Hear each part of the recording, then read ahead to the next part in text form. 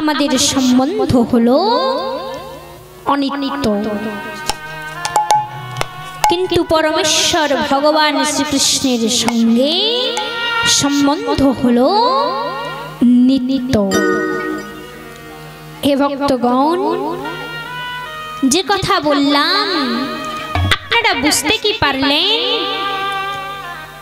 আমি বললাম যিনি ভগবানের সঙ্গে আকৃষ্ট হবেন তিনি এই জগতের ধারার গণ্ডি থেকে মুক্ত হতে পারবেন।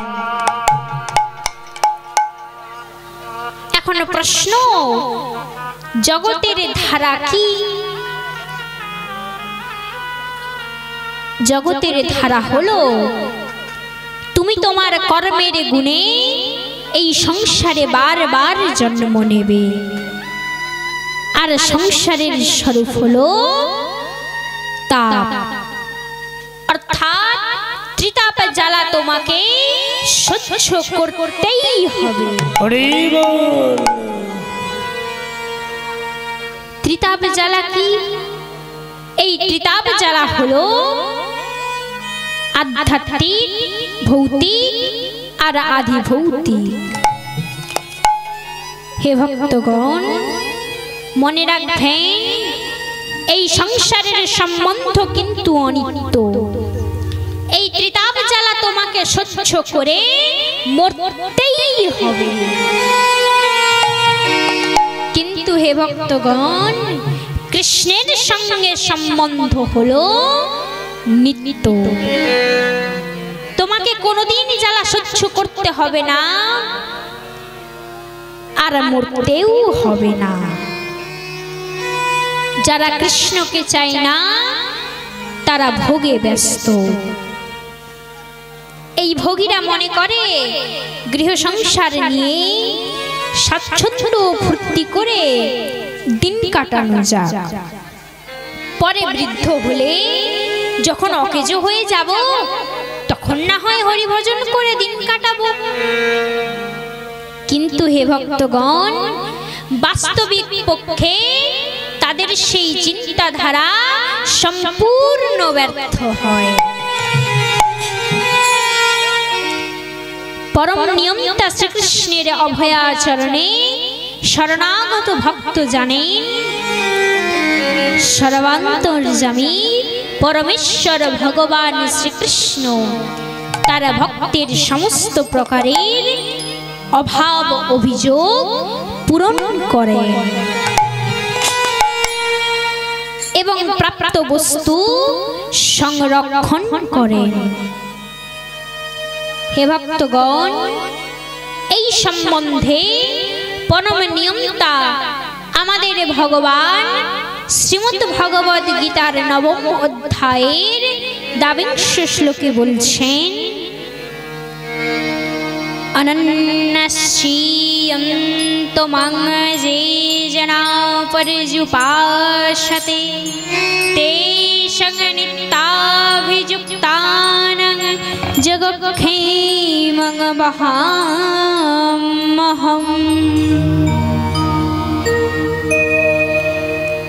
অর্থাৎ ভগবান শ্রীকৃষ্ণ বলছেন, অনন্য চিন্তে আমার চিন্তায় মগ্ন হন যারা, আমি তাদের অভাব পূরণ করি সর্বদা। হে ভক্তগণ, শ্রী ভগবানের এই কথার হাজারো প্রমাণ। তন্মধ্যে বলি, আপনারা সকলে জানেন হস্তিনাপুরের ভারী রাজসভায় যখন পাপিষ্ঠ দুর্যোধনাদিগণ দ্রৌপদীর বস্ত্র হরণ করতে যাচ্ছিল, তখন দ্রৌপদী দুহাত তুলে শ্রীকৃষ্ণকে শরণ নিলে ভগবান আমার দ্রৌপদীর কাতর আহ্বান, অর্থাৎ দ্রৌপদীর অনন্য চিত্তের আহ্বানে ভগবান আমার বস্ত্রাবতার হয়ে দ্রৌপদীর মনের অভাব পূরণ করেছে।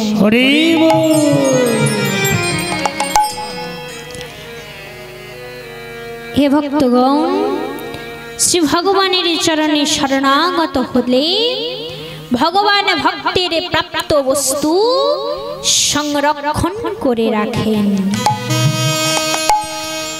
এবার আপনারা বলবেন সেটা কিভাবে হয়? উদাহরণ দিয়ে বলছি, ভগবান কিভাবে ভক্তের প্রাপ্ত বস্তু সংরক্ষণ করে রাখে, ধ্যান দিয়ে শ্রবণ করুন। মহাভারতে কুরুক্ষেত্র যুদ্ধে যখন সূর্যপুত্র কর্ণ অর্জুনের বাণের আঘাতে মরণাপন্ন, তখন কর্ণ মৃত্যুকালে শ্রীকৃষ্ণকে স্মরণ নিতে নিতে ভাবতেছিল, আমি সারা জীবন অধর্মের পথে থেকে, আমি দুর্যোধনের পাশে থেকে আমি সারা জীবন ভুল করে গেলাম, আমি সম্পূর্ণ ব্যর্থ হয়েছি। তখন হে ভক্তগণ, সূর্যপুত্র কর্ণ যখন এমন ভাবনায় বিভোর, তখন অখিল ব্রহ্মাণ্ডের নায়ক ভগবান শ্রীকৃষ্ণ এমত অবস্থায় কর্ণের সম্মুখে হাজির হয়ে কর্ণকে বলছেন, কর্ণ, যাওয়ার বেলায় তুমি আমাকে কিছু দিয়ে যাবে না কর্ণ? কর্ণ শ্রীকৃষ্ণকে দেখে বলে, মাধব, মাধব তুমি এসেছো? শ্রীকৃষ্ণ বললেন, কর্ণ, তুমি যাওয়ার বেলায় আমাকে কিছু দিয়ে যাবে না? শ্রীকৃষ্ণের এই কথা শুনে কর্ণ বলেন, আমি তোমাকে কি দেব মাধব? কৃষ্ণ বলে, তুমি সারা জীবনে যা দিয়ে এসেছো তাই দাও কর্ণ। কর্ণ বলে, আমি কি দিয়ে এসেছি মাধব? শ্রীকৃষ্ণ হাসতে হাসতে বলে, কর্ণ, তুমি সারা জীবন দান দিয়ে এসেছো। তুমি এখন আমাকে দান দাও। কর্ণ বলে, মাধব, এখন আমার কাছে দান দেওয়ার মতো কিছুই নেই।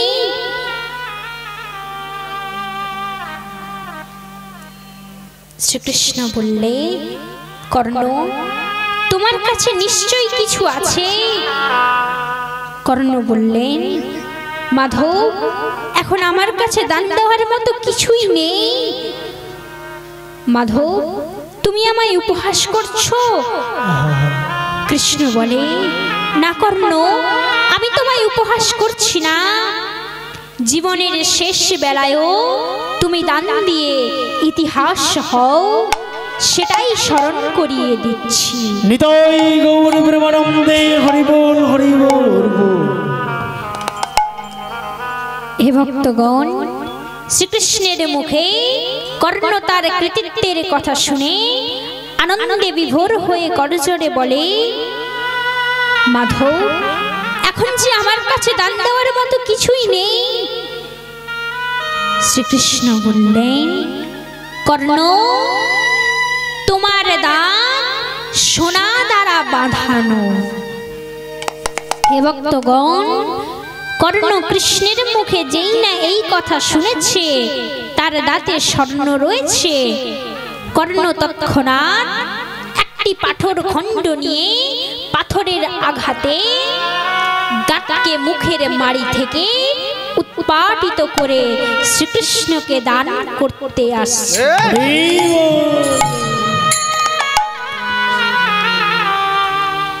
সোনায় বাঁধানো দাঁত ধরা হাত বাড়ালে শ্রীকৃষ্ণ বলে, এতটাই দিচ্ছ কর্ণ?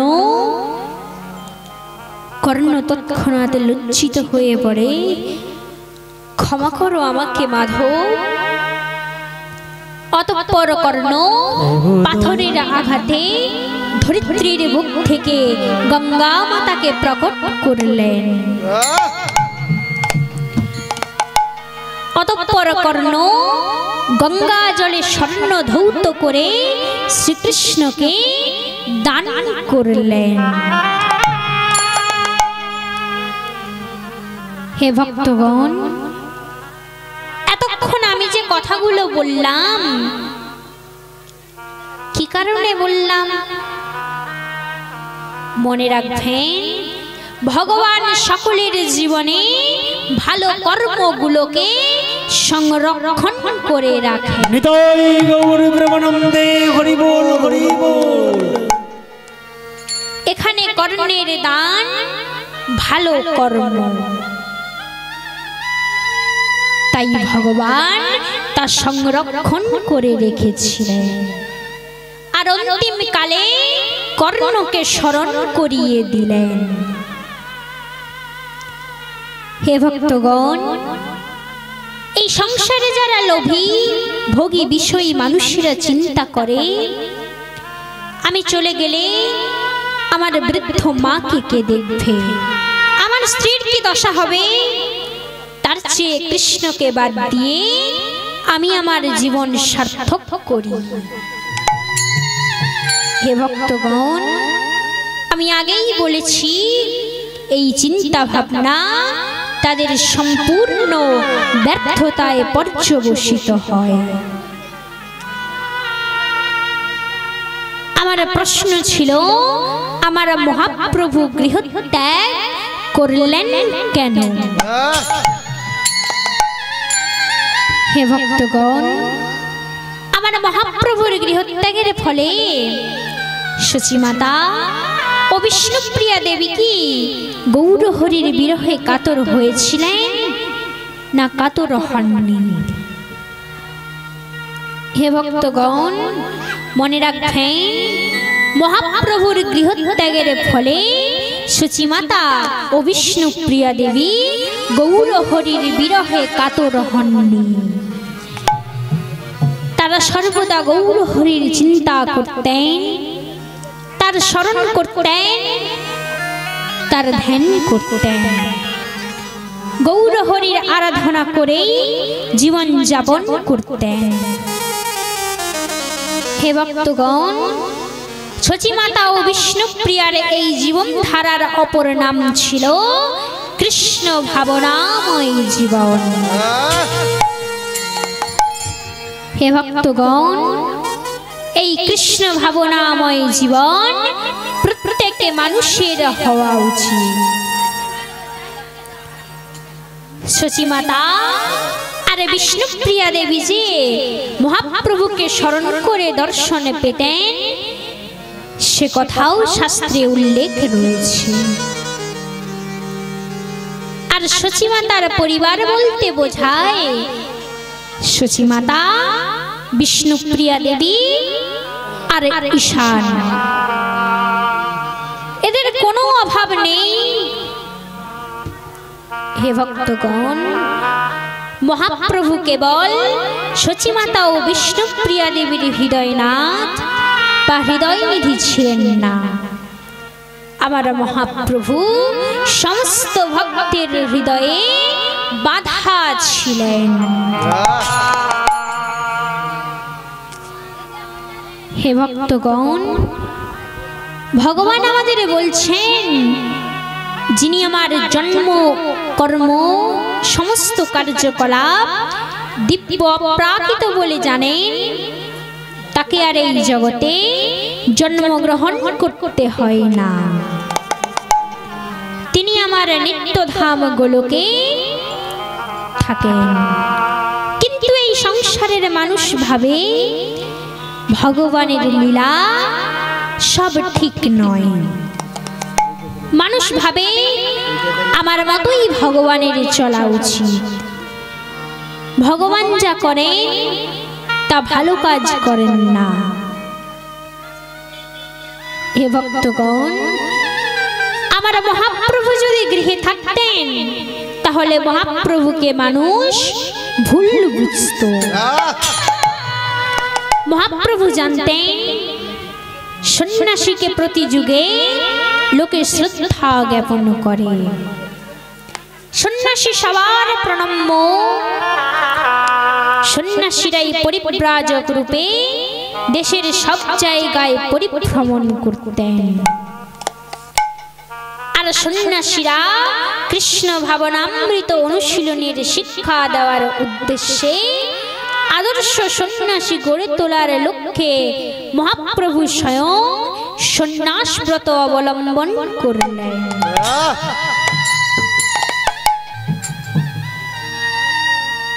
তৎকালীন সর্বনাশা মায়াবাদ থেকে সন্ন্যাসীদের উদ্ধার করেন।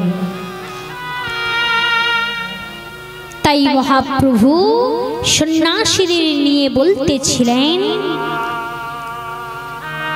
অন্তরে নিষ্ঠা করো বাহ্যে লোক ব্যবহারে, অচিরাতে কৃষ্ণ তোমায় করিবেন উদ্ধার। হে ভক্তমণ্ডলী, অর্থাৎ মহাপ্রভু আমার মর্কট বৈরাগী সন্ন্যাসীদের বললেন, অন্তরে নিষ্ঠা সহকারে ভগবানের সেবা করলে আর বাইরে একজন সাধারণ বিষয়ের মতো আচরণ করলে তাহলে শ্রীকৃষ্ণ তোমার প্রতি সন্তুষ্ট হবে আর ভবমায়ার বন্ধন থেকে তোমাকে উদ্ধার করবে। পরম সুন্দর শ্রীকৃষ্ণ ছাড়া তোমাকে কিছুই আকর্ষণ নয়। একমাত্র শ্রীকৃষ্ণের চরণে জীবন উৎসর্গ করা উচিত। আর এই শিক্ষাদানের জন্য মহাপ্রভু আমার কৃষ্ণ ভাবনাময় জীবন গ্রহণ করলেন। হে ভক্তগণ, এই গূঢ় কারণে আমার মহাপ্রভু গৃহত্যাগ করেছিলেন।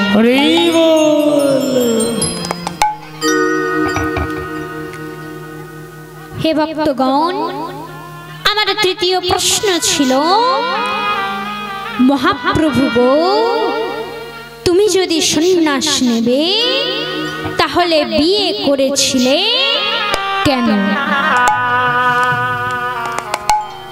হে ভক্তগণ, আমার মহাপ্রভু বিয়ে করে সন্ন্যাস নিয়েছেন মানে সাধারণ মানুষ এটাই বুঝবে মহাপ্রভুর থেকে বিষ্ণুপ্রিয়া ও লক্ষ্মীপ্রিয়া বিচ্ছিন্ন হয়ে গেলেন। হে ভক্তগণ, এটি কিন্তু সাধারণ মানুষের ক্ষেত্রে ঘটে থাকে, কিন্তু ভগবানের ক্ষেত্রে হয় না। তত্ত্বজ্ঞ ব্যক্তি জানেন যে ভগবৎ শক্তি কখনোই ভগবান ছাড়া থাকতে পারে না। তিনি নিত্যই ভগবানের সঙ্গে সম্বন্ধ যুক্ত হয়ে রয়েছেন। লক্ষ্মীপ্রিয়া ও বিষ্ণুপ্রিয়া ভগবানের নিত্য শক্তি। হে ভক্তগণ, সূর্য ও সূর্য কিরণের মধ্যে যেমন নিত্য সম্বন্ধ, তেমনি লক্ষ্মীপ্রিয়া বিষ্ণুপ্রিয়া হলো শক্তি। আর শক্তিমানের মধ্যে নিত্য সম্বন্ধ। হে ভক্তগণ, এখানে লক্ষ্মীপ্রিয়া এবং বিষ্ণুপ্রিয়া দেবী হলেন শক্তি, আর আমার মহাপ্রভু হলেন শক্তিমান। হে ভক্তগণ, খুব ধ্যান দিয়ে ভাবতে হবে, খুব সচেতন হয়ে বুঝতে হবে। আমরা মানুষ সাধারণত সংসার বাসনায় বিবাহ করি, আবদ্ধ হই, কিন্তু লক্ষ্মীনারায়ণের বিবাহ আমাদের মতো নয়। হে ভক্তগণ, ভেবে দেখুন, নারায়ণ কিন্তু বিবাহ করে লক্ষ্মীকে লাভ করেননি। লক্ষ্মী ও নারায়ণ নিত্যকালী পতি পত্নী রূপে রয়েছে। ভেবে দেখুন, ব্রহ্মাকে পুত্র রূপে লাভ করতে কিন্তু শ্রী ভগবানকে লক্ষ্মীর সহযোগিতা নিতে হয়নি। শ্রী ভগবান স্বয়ং নিজের নাভিপদ্ম থেকে ব্রহ্মাকে উৎপন্ন করেছেন। হে ভক্তগণ, এই সংসারে যদি কেউ মনে করে ভগবান এখানে নেই, ভগবান আমাকে ছেড়ে চলে গেছে, আমি কর্মদোষে এখানে পড়ে রয়েছি, তখন এই ব্যক্তি ভগবানকে পাওয়ার জন্য দুঃখ করে, কান্না করে, এই সংসারকে সে শূন্য বলে মনে করে, তখন সে আর বেঁচে থাকতে চায় না। সে সব সময় ভগবানের চিন্তায় ডুবে থাকে। সে এই সময় নিজের দেহকে ভুলে যায়, সে দেহ ত্যাগ করে, ভগবান পাদ পদ্মে উন্নতি হয়। হে ভক্তগণ, এই রূপ দৃষ্টান্ত হলো লক্ষ্মী প্রিয়া দেবী। আর অন্যদিকে যিনি মনে করেন ভগবান সর্বত্র রয়েছেন আর ভগবানের স্বরূপ হলো ভগবানের নাম, এমন যিনি মনে করেন তিনি ভগবত প্রীতির উদ্দেশ্যে ভক্তিপূর্ণ জীবন যাপন করেন। হে ভক্তগণ, আর এই রূপ দৃষ্টান্ত হলো বিষ্ণু প্রিয়া দেবী। হে ভক্তগণ, মনে রাখুন, লক্ষ্মী প্রিয়া দেবী হলেন বৈকুণ্ঠ লক্ষ্মী। লক্ষ্মী প্রিয়া বৈকুণ্ঠ লক্ষ্মী লীলা করিয়া মর্ত ভূমে, গৌর হরির চরণ ধ্যানে রেখে গেলেন বৈকুণ্ঠ ধামে। আর বিষ্ণু প্রিয়া দেবী হলেন দ্বারকা লক্ষ্মী সত্যভামা। দ্বারকা লক্ষ্মী সত্যভামা কলিযুগের মর্তবাসীকে, ভক্তজনকে আন্তরিকভাবে শুদ্ধ ভক্তি শিক্ষা দান করেছে।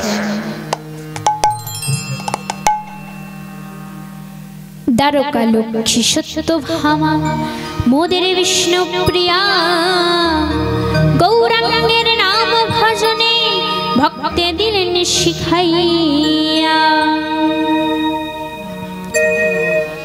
হে ভক্তগণ, মহাপ্রভু সম্পর্কে আমাদের জানার কৌতূহল থাকতে পাবে, তবে এই বিষয়ে জ্ঞান তা শুষ্ক জ্ঞান। এই বিষয়ের জ্ঞান কৃষ্ণ ভক্তির সম্পূর্ণ বিরোধী। সেই জন্য এই রকমের জ্ঞান সর্বৈব ভাবে পরিত্যজ্য।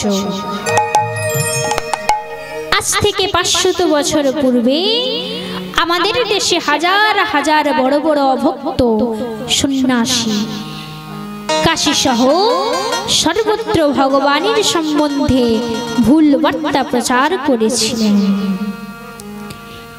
এই সব সন্ন্যাসীদের ভক্তি তত্ত্ব শেখাবার জন্য, মানুষের জীবনের সার শিক্ষা কৃষ্ণ ভক্তি শেখাবার জন্য অল্প বয়সে শ্রী চৈতন্য মহাপ্রভু সন্ন্যাসী হয়েছিলেন।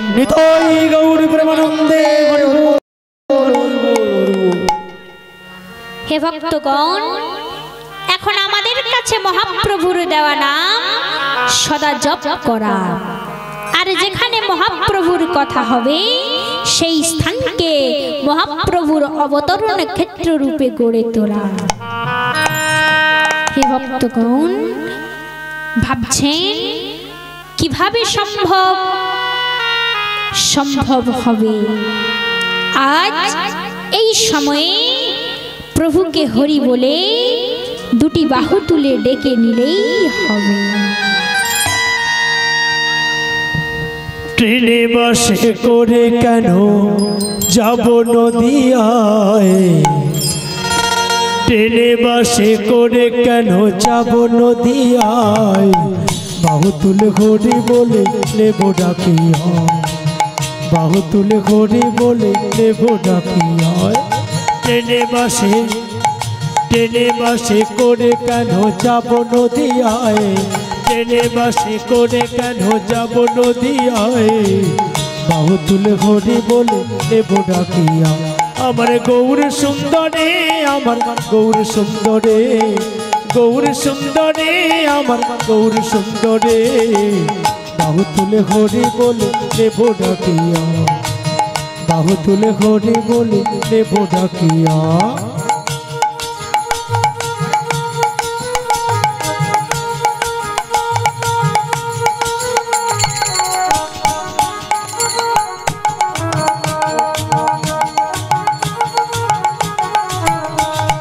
গৌর আমার প্রাণের ঠাকুর যুগল রাধা কৃষ্ণ, তার চরণের দাস হলে জীবন হবে ধন্য, আজীবন হবে ধন্য। গৌর আমার প্রাণের ঠাকুর যুগল রাধা কৃষ্ণ, তার চরণের দাস হলে জীবন হবে ধন্য, আজীবন হবে ধন্য। তাই কৃষ্ণ দাস হতে হলে, তাই কৃষ্ণ দাস হতে মনে থাকো রে মাতিয়া, রে মাতিয়া। বাহু তুলে হরি বলে নেব ডাকিয়া, বাহু তুলে হরি বলে নেব ডাকিয়া। ট্রেনে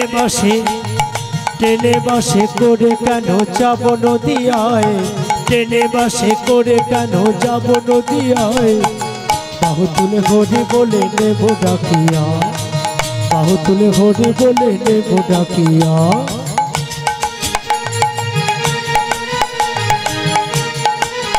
সবাই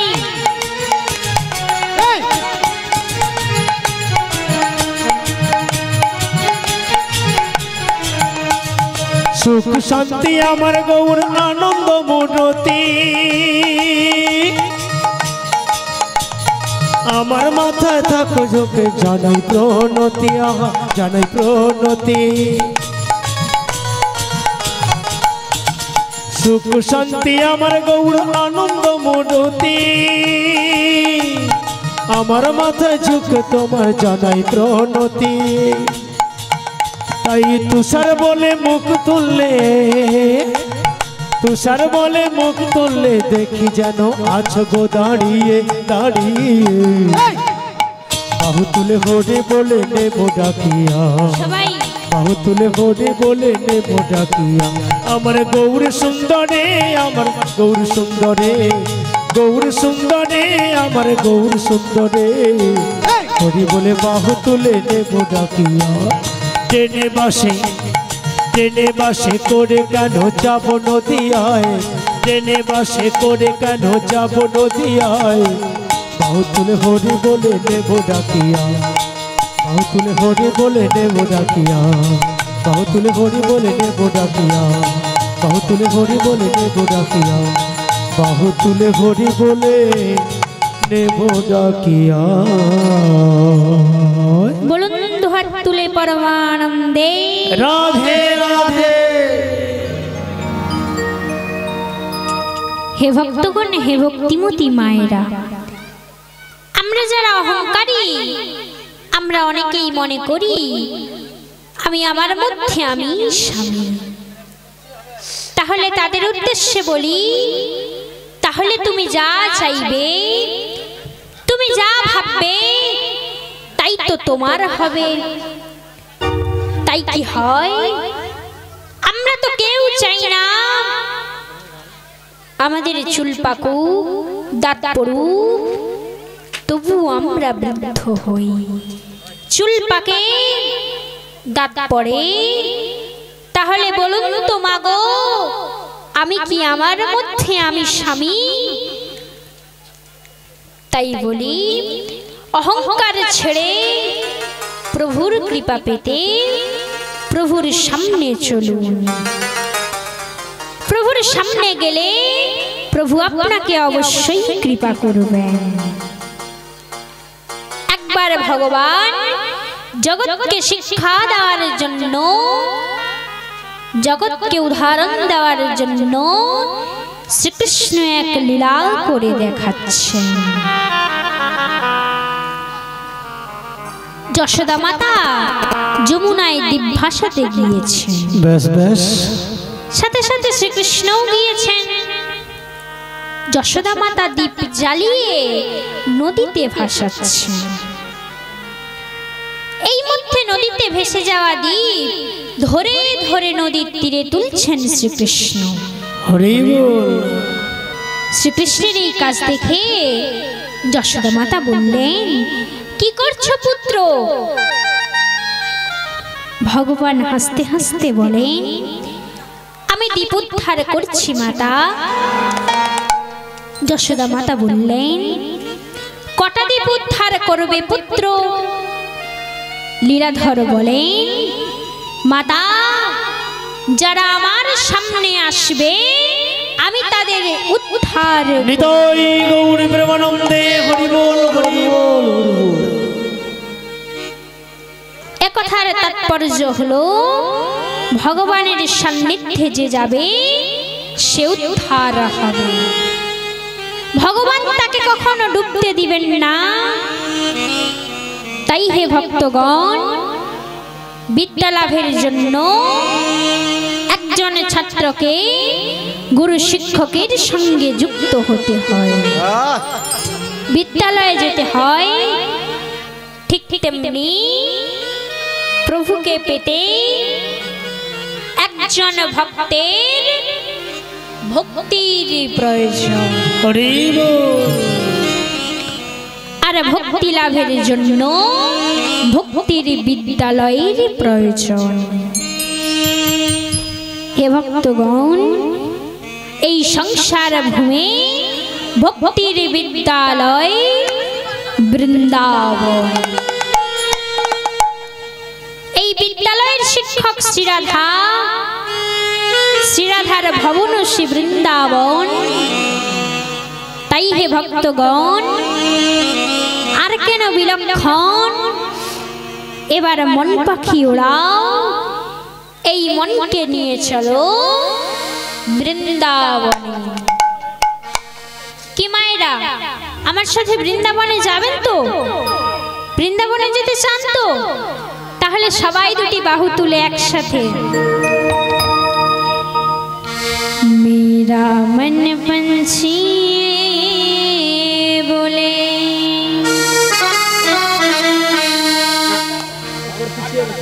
मेरा मन पंछी बोले, उड़ वृंदावन जाओ।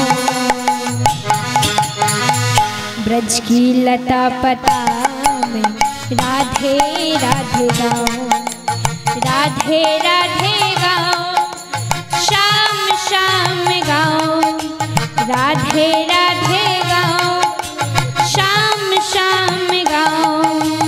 मेरा मन पंछी बोले, सबाई मेरा मन पंछी बोले, उड़ वृंदावन जाओ। ब्रज की लता पता में राधे राधे गाओ, राधे राधे गाओ, शाम शाम गाओ, राधे राधे गाओ, शाम शाम गाओ। मेरा मन पंछी बोले, मेरा मन पंछी बोले, उड़ वृंदावन जाओ। ब्रज की लता पता में राधे राधे गाओ, राधे राधे गाओ, शाम शाम गाओ, राधे राधे गाओ, शाम शाम गाओ। मेरा मन पंछी बोले, मेरा मन पंछी बोले, सवाई। वृंदावन जाओ। ब्रज की लता पता में राधे राधे गाओ, राधे राधे गाओ, शाम शाम गाओ, राधे राधे गाओ, शाम शाम गाओ।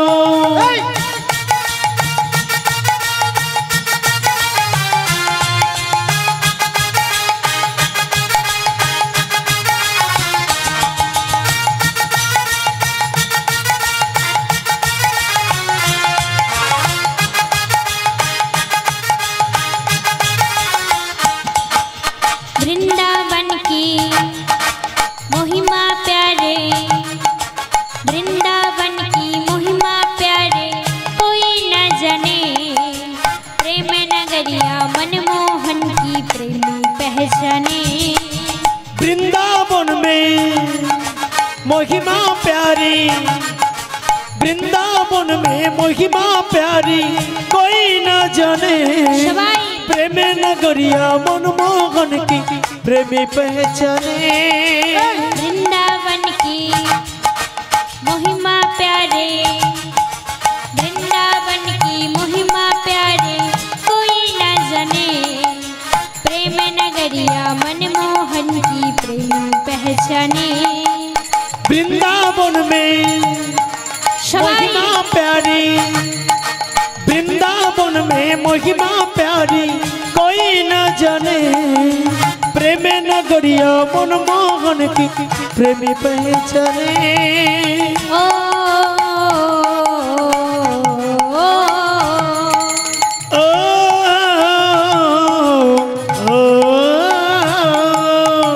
गलियों में झूम झूम के,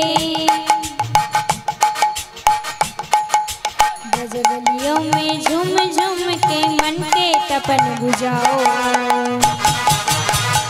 ब्रज की लता पता में राधे राधे गाओ, राधे राधे गाओ, शाम शाम गाओ, राधे राधे गाओ, शाम शाम गाओ।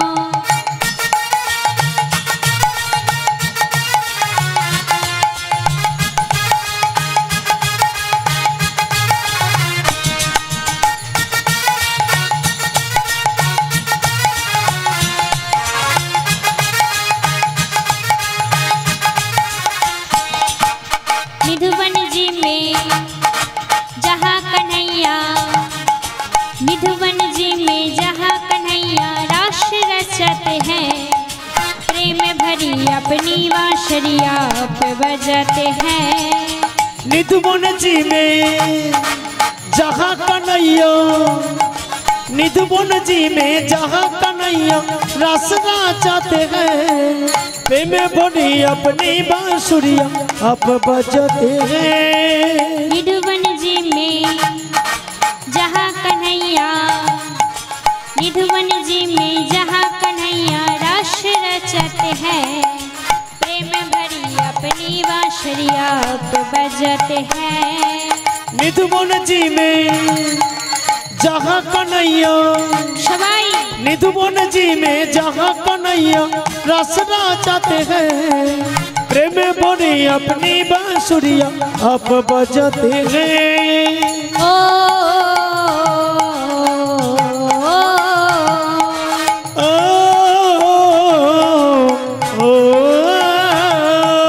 राधा संग नाचे शबरिया, राधा संग नाचे शबरिया दर्शन करके आओ।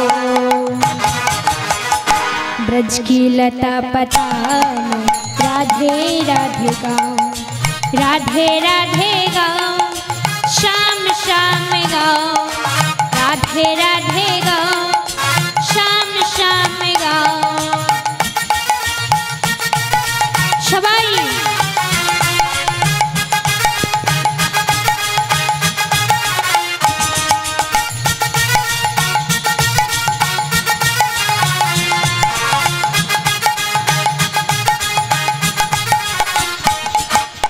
আমার মন পাখিটা বলে, আমার মন পাখিটা বলে বৃন্দাবনে যাব।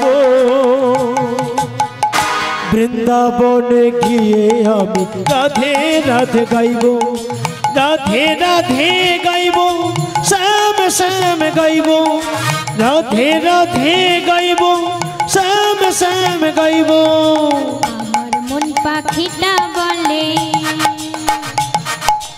আমার মন পাখিটা বলে বৃন্দাবনে যাব।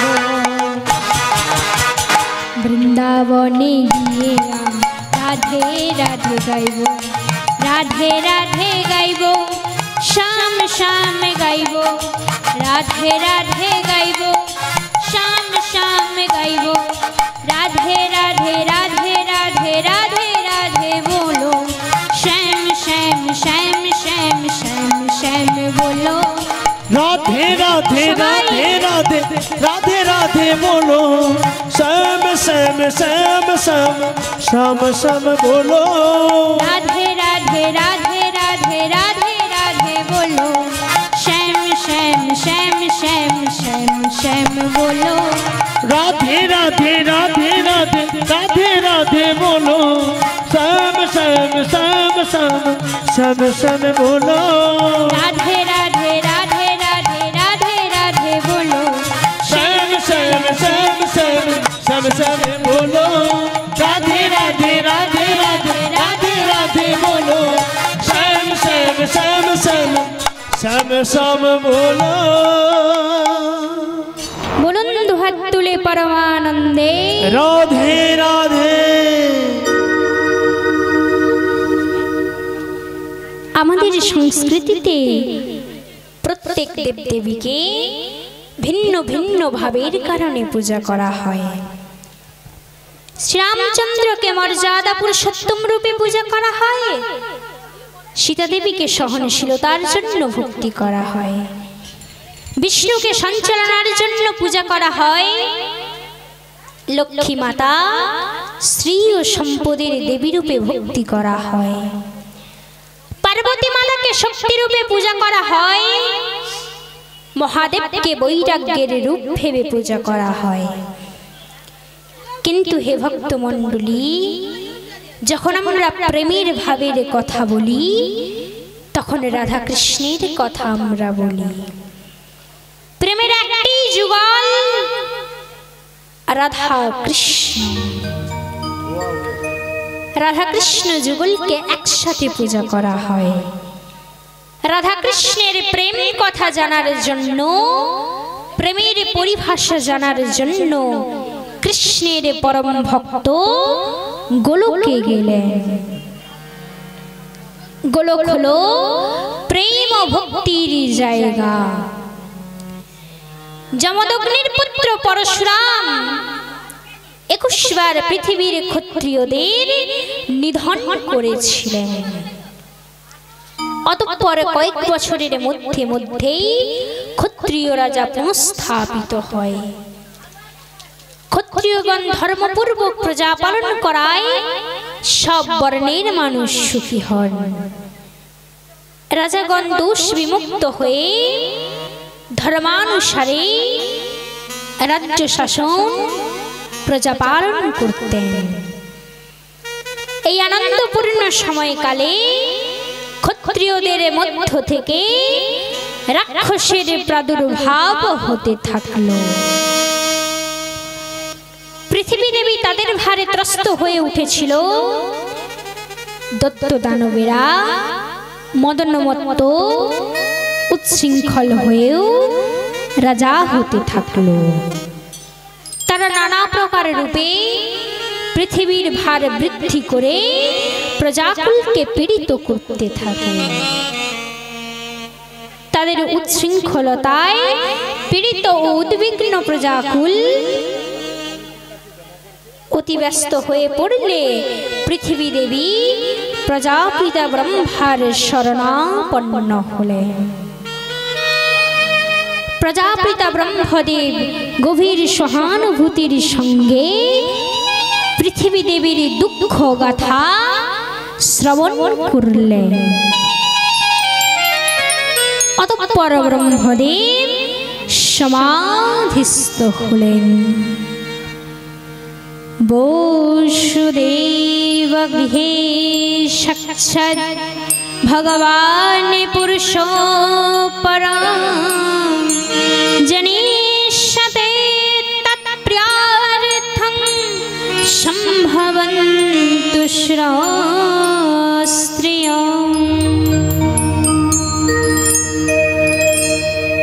সমাধিস্থ ব্রহ্মা শুনিনা কাশ্যবাণী যদুবংশে জন্মে মনিবেন ভগবান অন্তর্যামী।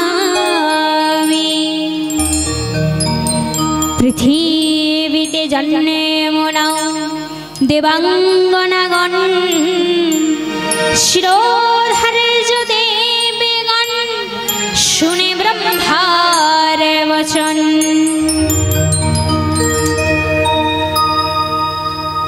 অতঃপর ব্রহ্মদেব কৃষ্ণ ভক্ত শ্রীধামাকে গোলকে পাঠালেন। দেবর্ষি নারদ কৃষ্ণ ভক্ত শ্রীধামাকে নিয়ে গোলকে গেলেন। দেবর্ষি নারদ ও শ্রীধামার রথ গোলকের দ্বারে গিয়ে থেমে যায়। দেবর্ষি নারদ শ্রীধামাকে বলেন, শ্রীধামা, আমরা গোলকে পৌঁছে গেছি। শ্রীধামা কোনো দ্বার বা পথ দেখতে না পেয়ে শ্রীধামা নারদ মুনিকে জিজ্ঞাসা করলেন, গোলকে যাওয়ার কোনো দ্বার বা পথ তো দেখতে পাচ্ছি না। নারদ মুনি বললেন, নাম তো করো, তবে তো দ্বার খুলবে। তুমি যার দ্বারে এসেছো তার নাম না করলে দ্বার খুলবে কেন? তখন ভক্ত শ্রীধামা নাম করলেন, জয় শ্রীকৃষ্ণ, জয় শ্রীকৃষ্ণ, কিন্তু দ্বার খুলল না। ভক্ত শ্রীধামা আবার উচ্চস্বরে বলে উঠল, জয় শ্রীকৃষ্ণ, জয় শ্রীকৃষ্ণ, কিন্তু দ্বার খুলল না। ভক্ত শ্রীধামা আবার উচ্চস্বরে বলে উঠল, জয় শ্রীকৃষ্ণ, জয় শ্রীকৃষ্ণ, কিন্তু দ্বার খুলল না। ভক্ত শ্রীধামা বলেন, দেবর্ষি, দ্বার তো খুলল না। দেবর্ষি নারদ বলেন, দ্বার খুলবে কি করে? কৃষ্ণের আগে রাধার নাম তো নাওনি। তখন ভক্ত শ্রীধামা বললেন, আমি আমার প্রভুর নামের পূর্বে রাধার নাম কেন নেব? তাহলে তো আমার প্রভুকে অপমান করা হবে। আমি আমার প্রভুর নামের পূর্বে রাধার নাম নিতে পারবো না। নারদ মুনি বললেন, এ তো ভীষণ বিড়ম্বনা। অতঃপর দেবর্ষি নারদ ভক্ত শ্রীধামাকে বুঝিয়ে বলেন, রাধা का नाम अनमोल बोलो, राधे राधे। राधा का नाम अनमोल बोलो।